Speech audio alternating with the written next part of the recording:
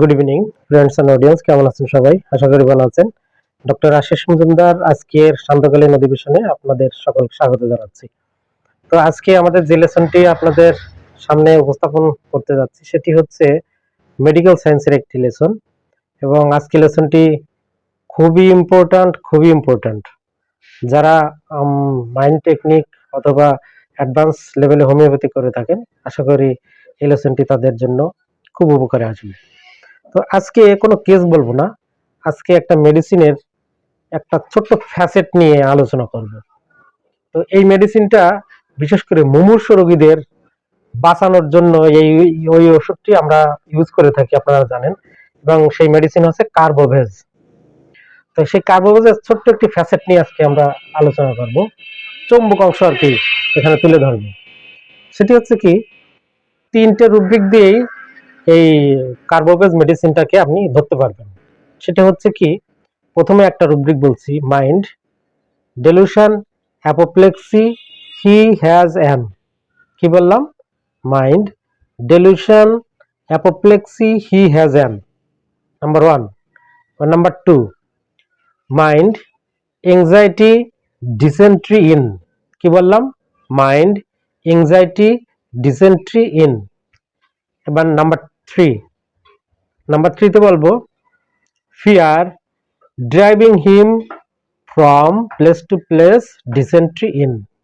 তো এই তিনটে রুব্রিককে একসাথে যদি আপনি রেপার্টরিতে, রাডার বা ম্যাক রেপার্টরিতে আপনি যদি সার্চ দেন, তাহলে মেডিসিন আসবে কার্বোভেজ। তো এখন আমরা এটার একটু অ্যানালাইসিস করি। প্রথমে কি বলেছিলাম যে delusion apoplexy he has an. What is apoplexy? Apoplexy বলতে কি বোঝায়? তো অক্সফোর্ড ইংলিশ ডিকশনারিতে বলা আছে যে অ্যাপোপ্লেক্সি অর্থ হচ্ছে এক ধরনের স্ট্রোক। এটাকে বলে sudden loss of ability to feel আর move by the sudden injury of the brain.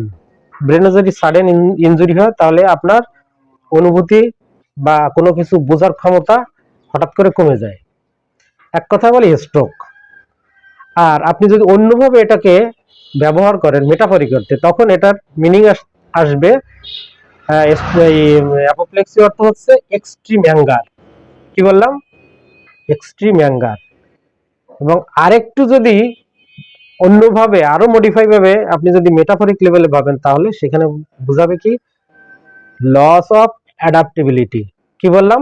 অ্যাপোপ্লেক্সি অর্থ লস অফ অ্যাডাপ্টেবিলিটি। ঠিক আছে? সরি, লস অফ না, ল্যাক অফ অ্যাডাপ্টেবিলিটি।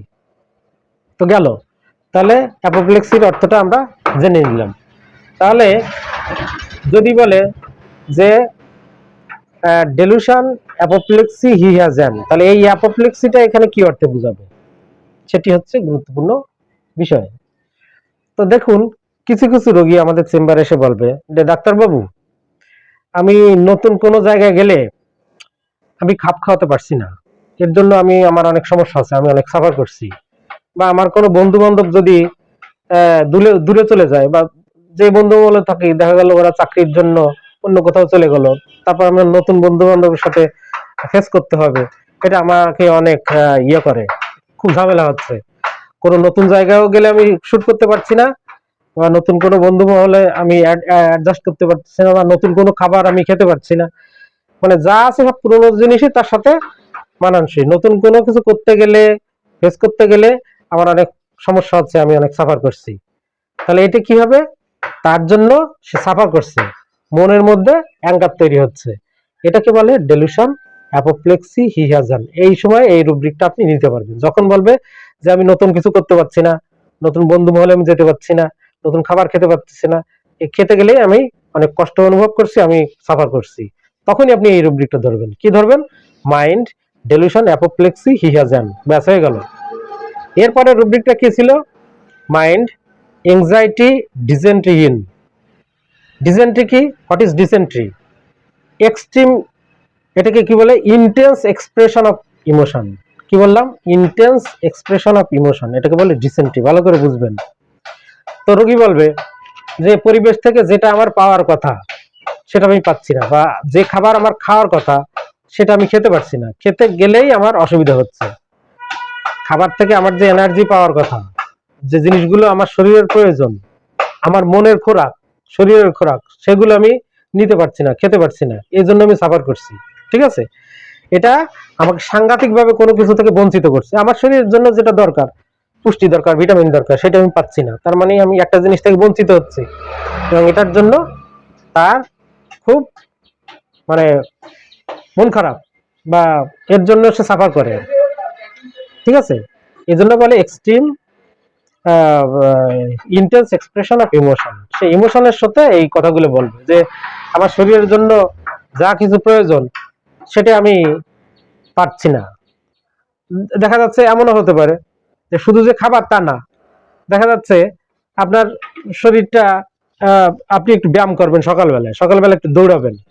হুম, এই দৌড়াতে গেলেই দেখা যাচ্ছে আপনার পায়ে ব্যথা শুরু হয়ে যাচ্ছে, আপনি আপনার পা অবশ হয়ে যাচ্ছে, পায়ে ব্যথা শুরু হয়ে যাচ্ছে। তার মানে কি, আপনি চাচ্ছেন একটু শরীরটাকে সুস্থ রাখার জন্য একটু সকালবেলা মর্নিং ওয়াক করবেন, একটু হাঁটাহাঁটি দৌড়াদৌড়ি করবেন, সেটা করতে গেলেই আপনার পা ফুলে যাচ্ছে।